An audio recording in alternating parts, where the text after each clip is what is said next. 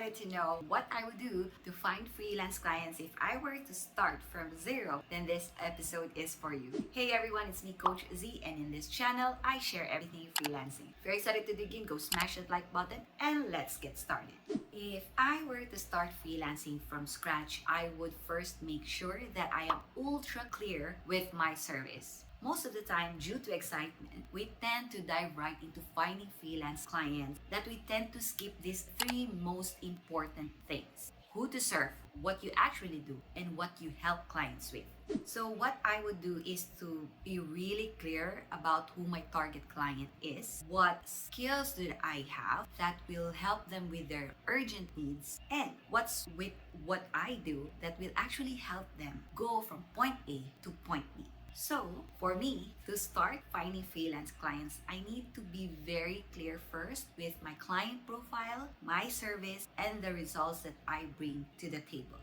Now, once I'm done with these three areas, then I'm off to finding and getting clients. I would probably do this in three ways. First is to start with freelance platforms to kickstart my journey, do content marketing to attract clients, and do lead generation to actually book clients. Now, let's go over them one by one. Freelance platforms like Upwork, Fiverr, and Freelancer are great starting points for new freelancers. It provides ready-made marketplace for you to showcase your skills and to connect with clients who are looking for specific services. So I begin by creating a clear and compelling profile that highlights my expertise, my past experiences, even if these are personal projects or internships or even unrelated to my actual service, and the portfolio of my work. Don't underestimate the power of good proposal. Always tailor each one to project descriptions, client needs, and clearly outline how you can add value. Over time, positive reviews and completed projects will help you build your reputation, making it easier for you to attract more clients. I actually have a full playlist about Upwork. You can check the link in the description. Take a look. It might come handy in your Upwork journey. Now, the next thing that I'm gonna do is content marketing. Content marketing is such a powerful way to demonstrate your skills and knowledge and attract clients. Now, start with social media posts or even videos to showcase your expertise in your niche. Now, let's say you are a graphic designer. You can post something about design principles or showcase your case studies and even tutorials. You can do those things too. Now, the thing about content marketing is that it not only builds your online presence, but over time, it actually makes you the go-to person in your niche. Potential clients are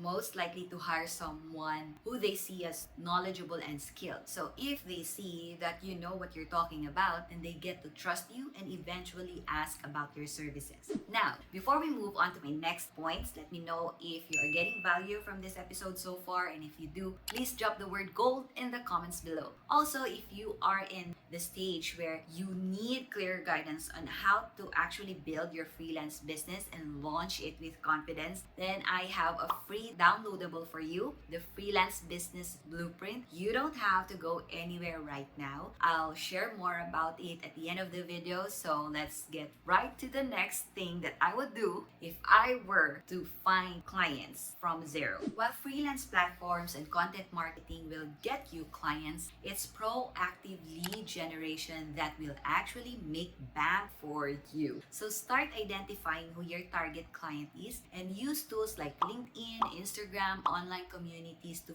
find your potential clients and connect with them. Don't be afraid to reach out directly and connect with them. They won't bite, okay? This strategy is not a quick scheme though. It requires time, effort, and consistency, and is definitely a non-negotiable for your freelance business. There's a sales process that you will need to go through, but it's definitely worth it. Now, when I say lead generation, I mean connecting with those potential clients first and not pitching immediately. Warm up the leads first and know when it's the right time to actually shift the conversation to sales. Starting from zero as a freelancer requires a mix of strategic positioning, consistent effort, and a bit of a hustle. You need need to make an effort, okay? That's one thing that I would like for you to remember, especially if you're starting out. Even if you're in the middle of your journey, you still need to make an effort. By using freelance platforms, by establishing your expertise through content marketing, and by generating leads, you can create a steady stream of clients and grow your freelance business. Remember, it's a journey. So be patient,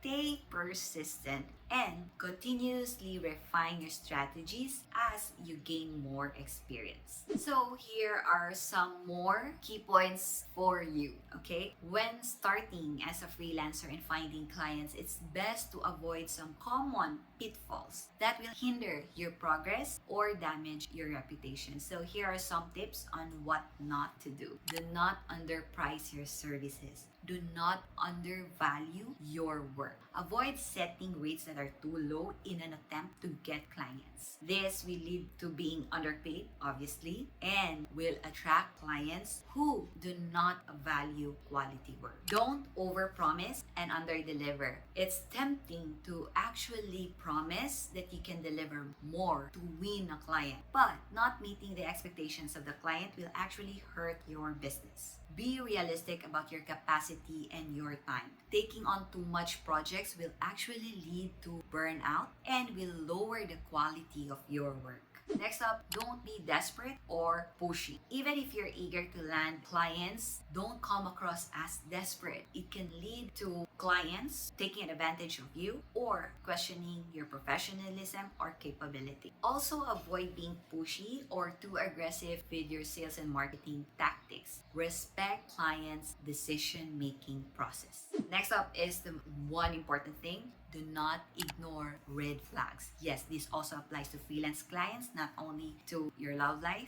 Do not ignore warning signs or early signs of problematic clients. If you feel like this client will be difficult to work with, then walk away. It's always best to walk away than deal with potential burnout and hassle and stress working with a client. So those are just a few things to remember on what not to do. So I hope I made sense and it's helpful on your end. I hope you enjoyed this episode. I hope you got so much of value. And again, if you did, please drop the word gold in the comments below. The freebie that I was sharing about a while ago, my freelance business blueprint, is for you if you want to build your freelance foundation so you can launch it with confidence. It's a complete guide. It's a comprehensive guide with walkthroughs, with video tutorials, with templates, and even worksheets. So I invite you to grab a copy of the freelance business blueprint. You can find it in the description below, and I hope you'll enjoy it. All right, so I'll see you on my next episode. Have a great day.